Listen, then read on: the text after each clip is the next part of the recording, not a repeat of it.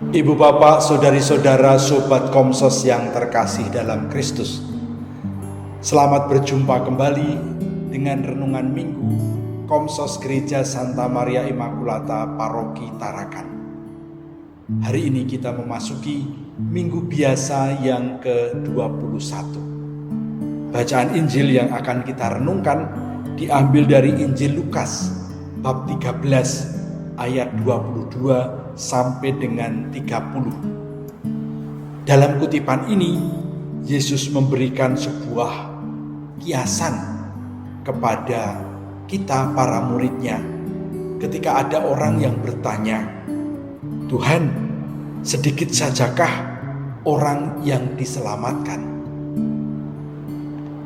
Yesus memberikan jawaban dengan kiasan pintu yang sempit dan pintu yang tertutup.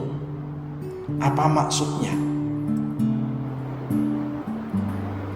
Pintu yang sempit, orang diajak untuk masuk ke dalam kemuliaan, ke dalam keselamatan melalui pintu yang sempit. Keselamatan adalah anugerah Tuhan. Keselamatan adalah rahmat yang disediakan oleh Tuhan kepada manusia yang percaya kepadanya. Namun demikian, manusia harus berusaha untuk masuk ke sana. Bukan berarti pintu yang sempit ini karena orang harus berjejal-jejal atau orang harus berdesak-desakan untuk memasukinya. Bahkan mungkin sampai saling sikut, saling menjatuhkan, saling mendorong sehingga siapa yang lebih dahulu masuk. Pintu yang sempit maksudnya bukan seperti itu. Kita bisa masuk kapan saja.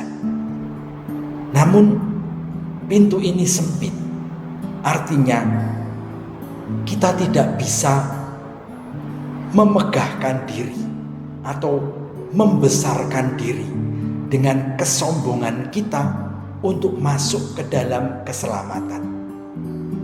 Allah adalah Dia yang lebih besar daripada segala sesuatu, termasuk atas kita sendiri.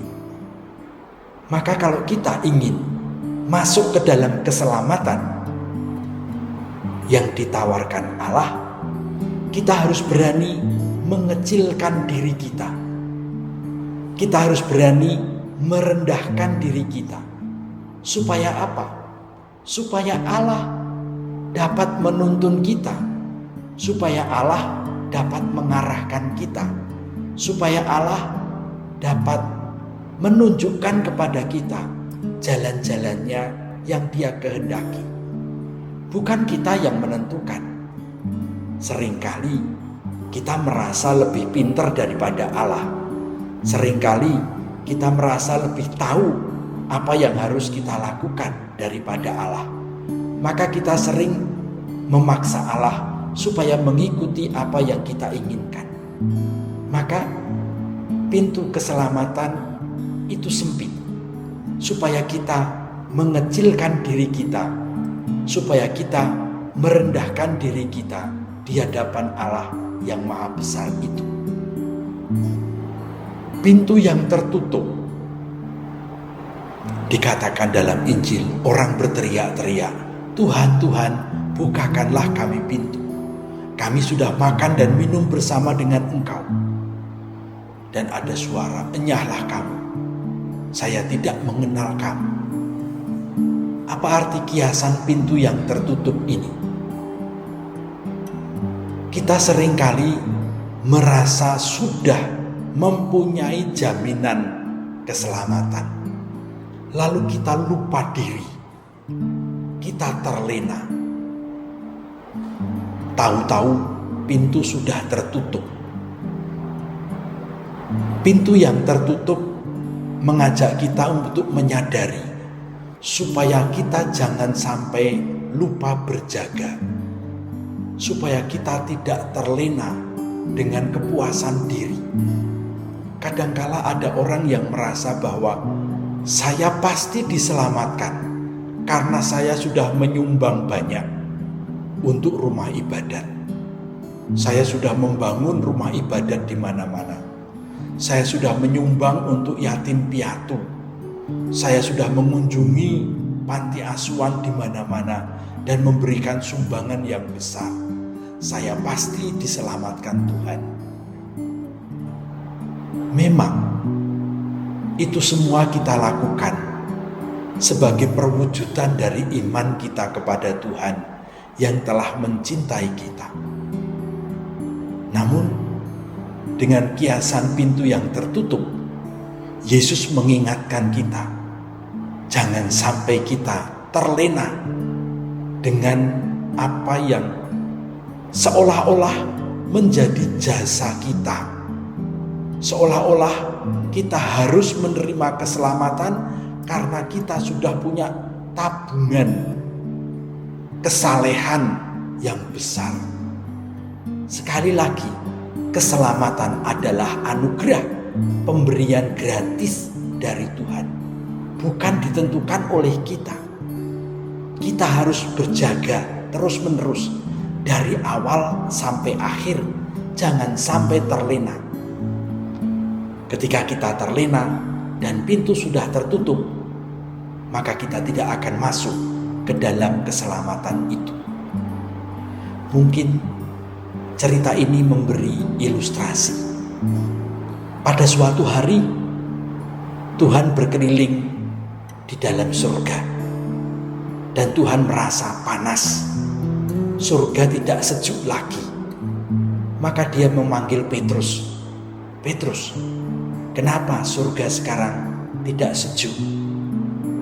Lalu Petrus melapor, Tuhan, karena kemurahan hatimu, semua orang sekarang ada dalam surga, sehingga surga menjadi penuh. Wah, kalau begitu kita harus mengembalikan surga seperti dulu. Ambillah 10 perintah Allah, bacalah satu persatu. Orang yang melanggar perintah pertama sampai ke 10, kamu masukkan ke neraka. Maka kemudian Petrus mengambil 10 perintah Allah. Dibacakan mulai dari perintah yang pertama. Selesai satu perintah, segerombolan orang di surga masuk neraka. Begitu seterusnya.